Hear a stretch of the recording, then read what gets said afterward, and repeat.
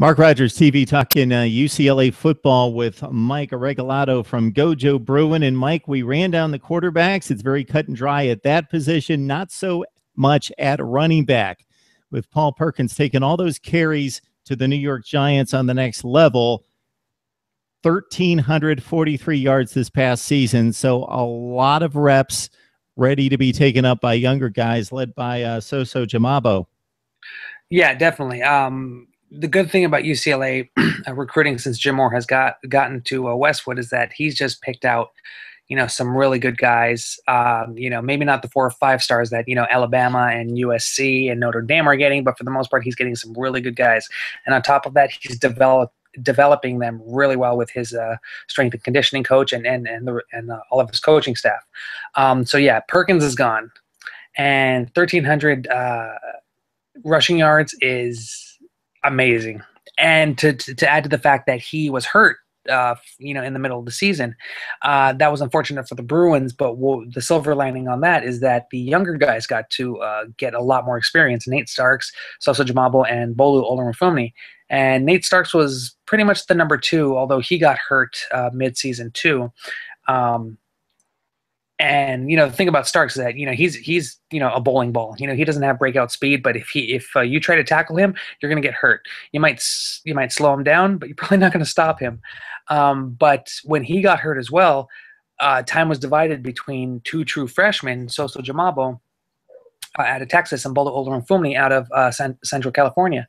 And So So Jamabo is just a tall, really good, breakout running back, and he has to learn, and he started to do this during spring practice, and towards the end of last season as well.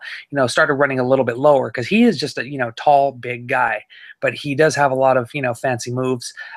So if he can bring it in a little bit and knows exactly where to move, he'll be fantastic. I mean, if he does anything similar to what Paul Perkins did, because Paul Perkins could turn on the afterburners, but he necessarily wasn't, that full out speed guy. Paul Perkins was very smart too. He would try to find his holes, not blast through, but he would make split second decisions, and he'd know exactly when to stop and cut, and get through the gap, and little moves like that gets him extra, 3 or 4 extra yards. So, that was the thing about Perkins. He was just a workhorse and always move forward.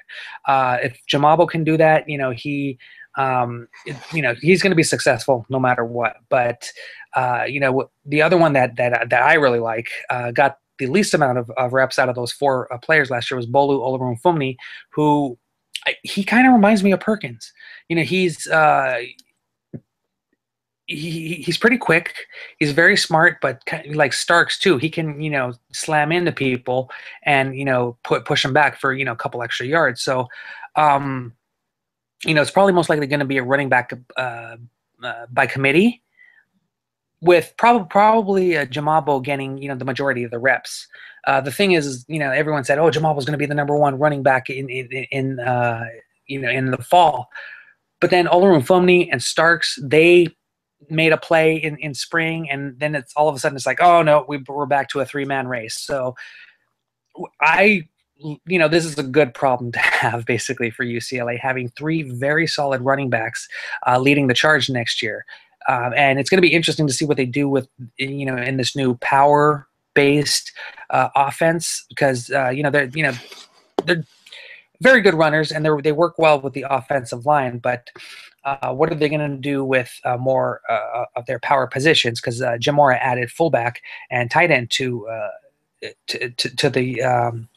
the formations, and so they had to convert a lot of players over from defense to play offense. Now we have Enitu Teua, who was a former defensive lineman, who looked surprisingly good at the fullback's position. Not only was he catching balls in the flat, but during the spring showcase, he had a couple, up the gut runs, which were just beautiful. That was just beautiful.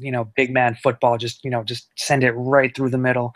And then Cameron Griffin, who he seems to have a little bit better hands than he is a runner, but for the most part, they have so many weapons.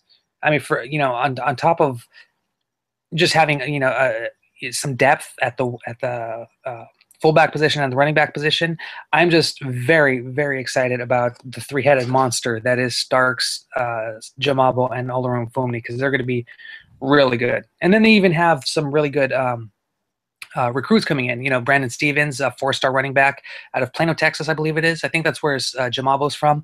And then at the fullback position, Jalen Starks, no relation to Nate Starks, he's out of Crespi in Encino, California, and this kid is just a true fullback, 18 years old, and he looks like a walking cannonball. He's just huge. He, can just hold onto the ball and just, run through the line. So UCLA is going to have a lot of options in the run game next year.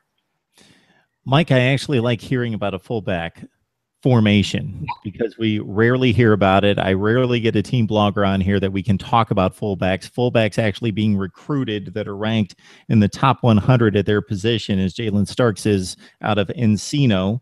And while it was not nice to lose Paul Perkins at times last season, it's nice to see that Jamabo was able to step in and gain some valuable playing time and also prove very productive against quality opponents, gaining 96 yards against Arizona and 79 against Cal. And Nate Starks at 6.4 yards per carry. There's nothing wrong with that. 81 against BYU and 53 in garbage time against USC. So these guys have played against Pac-12 quality competition. Yeah, definitely.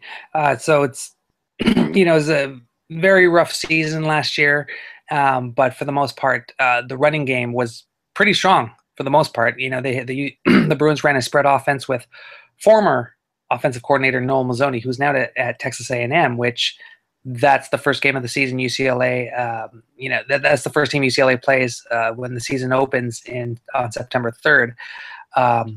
So I'm wondering if the Bruins defensive coordinator, Tom Bradley, is just licking his chops with that one. But, going back to the running backs, it's just really good to have, like I said, just a lot of players, a lot of talent and depth, because, losing Paul Perkins is huge. But when you have three guys that can come in and just, take up the slack, and, next man up without having to skip a beat, it's pretty wonderful. It's pretty wonderful. Pay attention to the UCLA. Regalado joining us from Gojo Bruin. Always appreciate it, Mike, getting to set us at running back for UCLA in the absence of Paul Perkins.